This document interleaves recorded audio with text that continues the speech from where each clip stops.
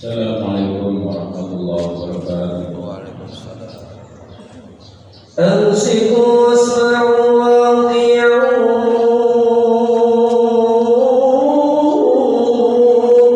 أنصتوا واسمعوا وأطيعوا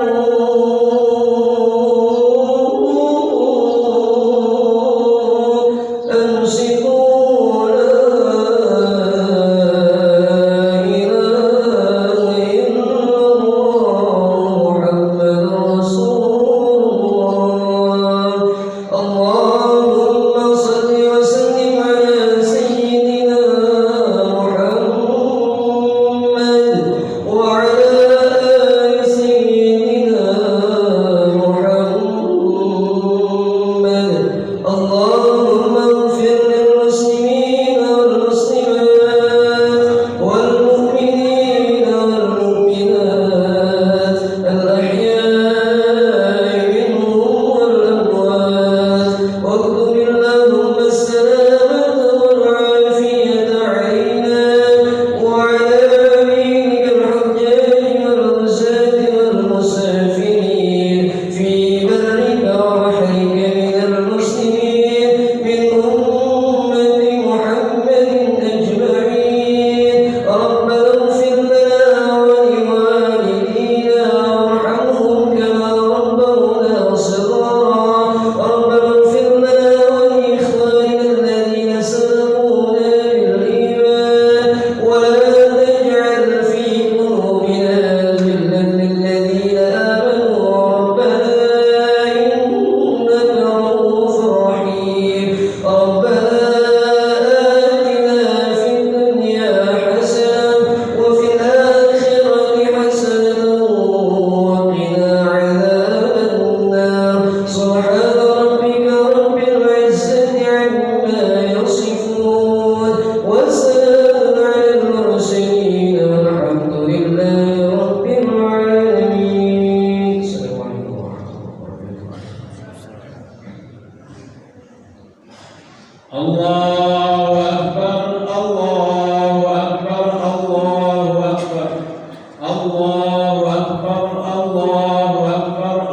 Allahu Akbar, Allahu Akbar, Allahu Akbar, Allahu Akbar kabira, walhamdulillahi katsira, wa subhanallahi bukratan wa asila.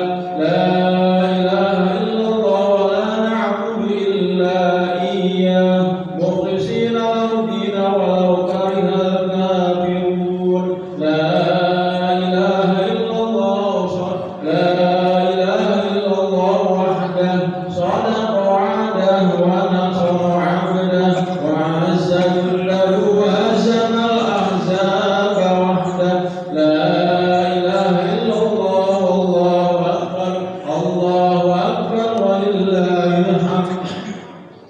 Alhamdulillahilladzi faddala 'ashra dzil-hijjah bi tad'ifi ujul ibadah.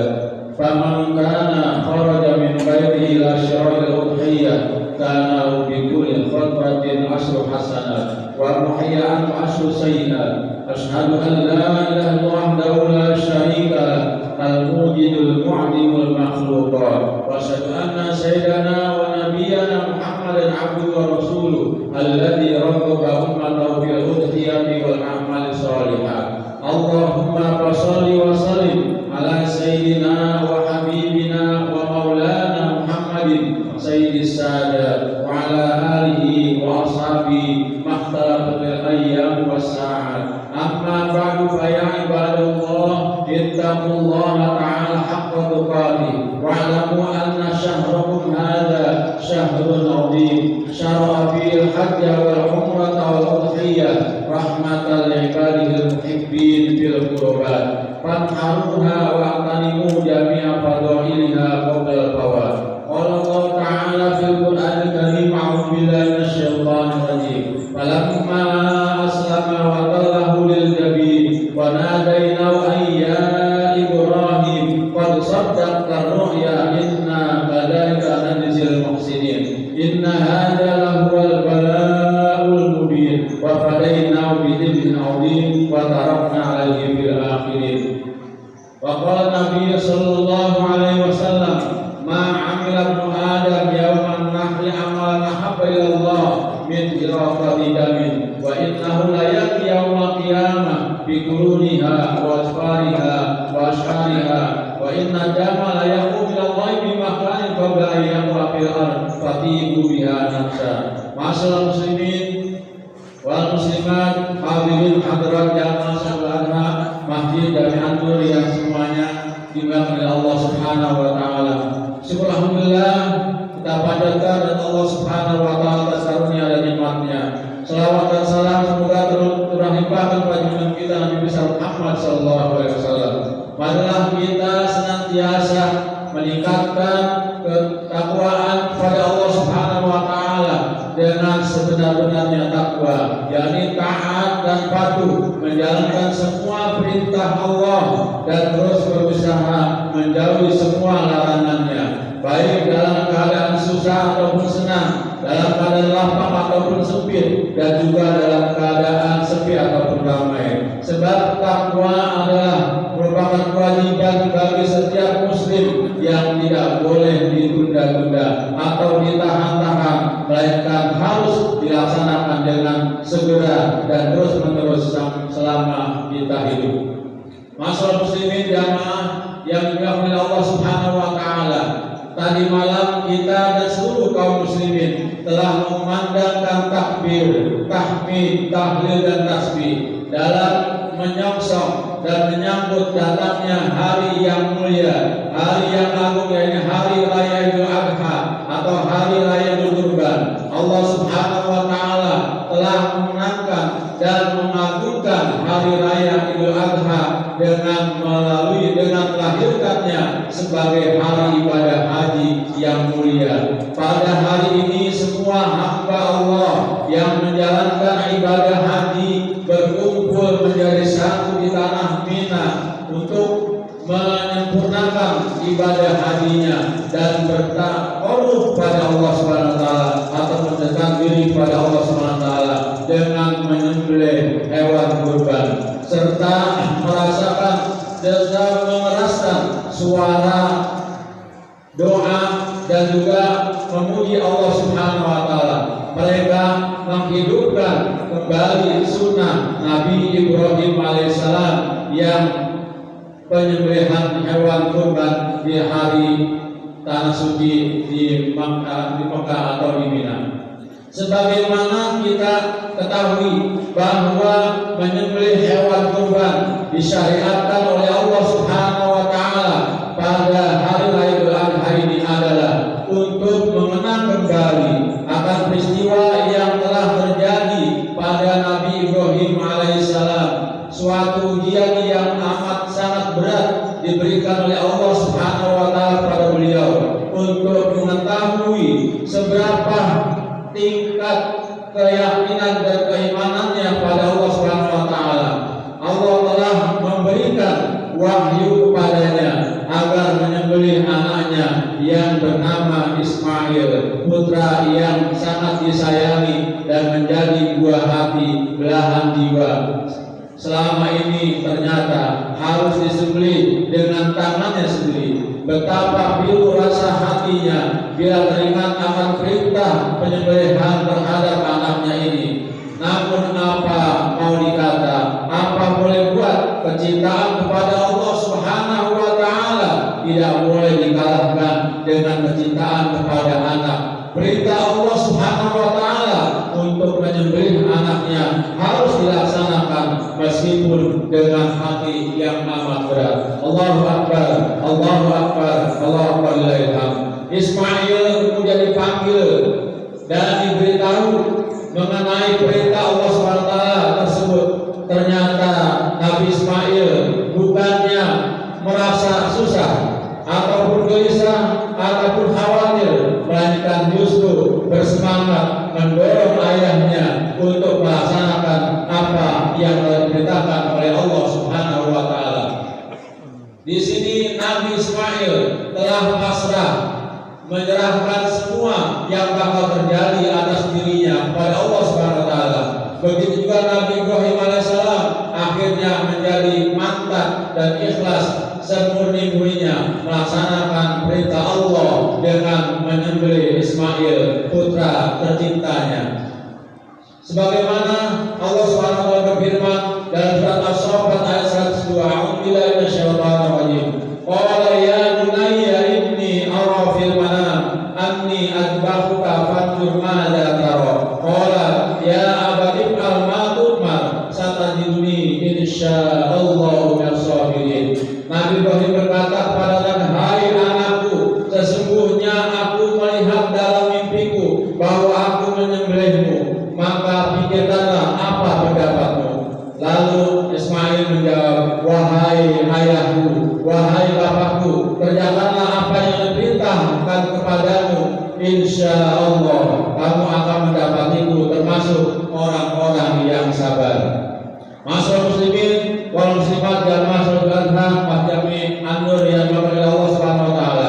Berkat keteguhan dan keikhlasan Nabi Ibrahim alaihissalam di dalam melaksanakan perintah Allah Subhanahu wa taala inilah, maka kemudian Allah Subhanahu wa taala mengutus malaikat Jibril menggantikan Ismail dengan seekor kambing atau domba dari surga. Lalu domba itulah yang disembelih dan daging-dagingnya dibagi-bagikan kepada fakir miskin du'afa. Karena itu mengambil ibarat dari peristiwa itu, kaum muslimin disyariatkan untuk mengikuti jejak Nabi Ibrahim alaihissalam yang telah ikhlas lahir batin mengorbankan anaknya sehingga Allah Subhanahu wa taala menggantinya dengan seekor kambing dari surga.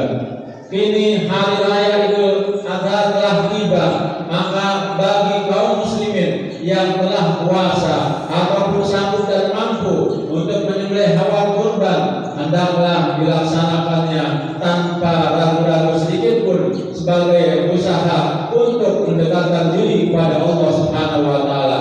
Di samping itu, dengan melaksanakan kurban ini kita bisa ikut membahagiakan kepada fakir miskin du'afa yang kehidupan sehari-harinya serba kekurangan. Dan tentunya hal ini akan memberikan kesan yang baik atau positif kepada golongan-golongan fakir miskin, sehingga jurang berpisah antara si kaya dengan si miskin akan hilang ataupun sirna. Akhirnya kaum golongan ini berusaha untuk menjadi hidup yang baik, hidup yang rukun, damai, dan saling tolong menolong di antara mereka. Allahu Akbar, Allahu Akbar, Allahu Akbar. Masyaallah muslimin wal hadirin jamaah yang dimuliakan Allah Subhanahu wa taala. Di dalam sebuah hadis yang bersumber dari Ibnu Abbas bahwa Rasulullah SAW bersabda, ma'amil ibnu Adam yawman mahri amal nahaba ilallah min iraqati damin wa innahu la ya'ti yawmal qiyamah bi quruniha wa asfariha wa asyariha inna dama la yakum minallahi makan qabla ayyaqa fil ard fatihu biha nafsa. Rawahu Tirmidzi wa Ibnu Majah. Tidak ada amal dari anak Adam ataupun manusia pada hari kurban ini atau 10 Zulhijjah yang lebih baik atau lebih disukai oleh Allah SWT daripada mengalirkan darah kurban. Karena sesungguhnya hewan yang dijadikan kurban itu pasti akan datang atau didatangkan oleh Allah SWT pada hari kiamat dalam keadaan utuh, sempurna, dengan tanduknya, kemudian kukunya, kemudian juga bulu-bulunya.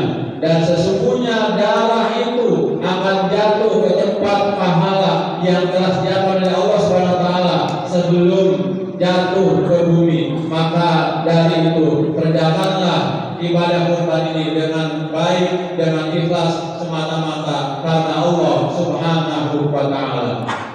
Maksud dari hadis di atas adalah amal yang paling dicintai, yang paling disukai Allah SWT pada hari raya Idul Kurban ini adalah menyembelih hewan kurban. Pahala kurban itu akan diterimakan oleh Allah SWT sebelum darah hewan kurban itu menetes jatuh ke bumi. Tetapi pahala semulia itu bisa diperoleh jika kita melaksanakannya dengan ikhlas tanpa dibarengi dengan embel-embel yang lain, maksud-maksud yang lain, tetapi hanya semata-mata karena Allah Subhanahu wa taala. Di dalam hadis yang lainnya yang bersumber dari Zaid bin Arqam. Para sahabat Rasulullah SAW bertanya, sunnatu abikum. Kata mereka, wahai Rasulullah, bagaimana mengenai korban? Kata beliau, sunnatu abikum Ibrahim. Qalu fama lana biha ya Rasulullah? Qala bi kulli syahratin hasanah. Qalu fasuku. Qala bi kulli syahratin minasub hasanah. Ini korban ini adalah sunnah dari bapak kalian yaitu Ibrahim. Lalu mereka bertanya lagi, apakah ada bagian bagi kami di dalam korban itu ya Rasulullah? Kemudian Rasulullah menjawab, setiap rambut hewan merupakan kebajikan, merupakan pahala. Mereka bertanya lagi, lalu bagaimana dengan bulunya? Rasulullah SAW menjawab, dengan setiap helai rambut dari bulu-bulu hewan adalah merupakan kebajikan hasanah dari Allah Subhanahu wa Ta'ala. Masyaallah muslimin rahmatullah, jamaah salat Idul Adha yang dimuliakan Allah Subhanahu wa Ta'ala. Dalam kesempatan khutbah ini kami mengajak kaum muslimin yang telah mampu dan sanggup berkurban, marilah kita laksanakan perintah Allah ini dengan penuh keikhlasan. Kita hilangkan keraguan-keraguan mengenai janji Allah Subhanahu wa Ta'ala kepada orang yang berkurban, bahwa Allah Subhanahu wa Ta'ala pasti bakal membalasnya, bakal menggantinya dengan yang lebih baik dan juga lebih banyak dari apa yang kita korbankan. Sekarang masih ada kesempatan untuk berkurban, sebab waktu penyembelihan hewan kurban adalah dimulai setelah selesai mengerjakan sholat Idul Adha hingga 3 hari sesudahnya, yaitu pada tanggal 13 Zulhijjah. Marilah kita berkurban menurut kondisi dan kemampuan kita dengan menyembelih hewan berupa sapi ataupun kerbau ataupun kambing. Janganlah kita mengingkari akan perintah Allah Subhanahu wa Ta'ala yang mulia ini. Kalau kita tidak ingin dicap sebagai orang yang bakhil atau sebagai orang yang pelit, orang yang mementingkan dirinya sendiri atau keluarganya, sedangkan nasib saudara-saudaranya yang lain tidak dipikirkan. Adapun daging hewan kurban, baik sedikit atau banyak yang dibagikan kepada fakir miskin, kepada duafa, itu akan memberikan kegembiraan buat mereka, khususnya di hari raya Idul Adha. Sungguh mengkhawatirkan sekali orang yang tidak mau berkurban padahal dia mampu, padahal dia sanggup. Marilah kita perhatikan sabda Rasulullah SAW, man kana lahu sa'atun fala yudhi fala yaqubanna musallana. Barang siapa yang punya kuasa rezeki kemudian dia tidak mau menyembelih hewan kurban, maka janganlah dia mendekati musala kami atau tempat ibadah kami. Dalam hadis yang lainnya, man kana lahu sa'atun fala yudhi fala yaqut insya'a yahudiyan aw nasraniyan. Barang siapa yang baginya ada limpahan rezeki kemudian dia tidak mau berkurban, maka hendaklah ia mati dalam keadaan Yahudi ataupun Nasrani. Auzubillahi min dzalik. Allahu akbar, Allahu akbar, Allahu akbar. Hadis di atas jelas bagi kita bahwa meskipun perintah kurban itu hukumnya bukanlah wajib, namun kita tidak boleh menyepelekannya atau meremehkannya. Bisa jadi bagi yang tidak mau berkurban padahal mampu akan menemui kesulitan dan kesengsaraan, mati dalam keadaan Yahudi atau Nasrani. Naudzubillah. Kalau direnungkan secara mendalam, ternyata perintah berkurban ini mengandung suatu pelajaran yang sangat berharga, bahwa untuk memperoleh akan ridho Allah Subhanahu wa Ta'ala perlu sekali pengorbanan, sebagaimana yang terjadi pada Nabi Ibrahim alaihissalam.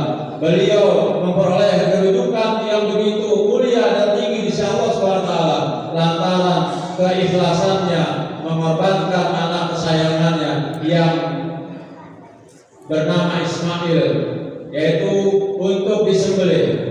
Berkat keteguhan hatinya, itulah maka Allah SWT lalu menggantinya Nabi Ismail dengan seekor domba dari surga.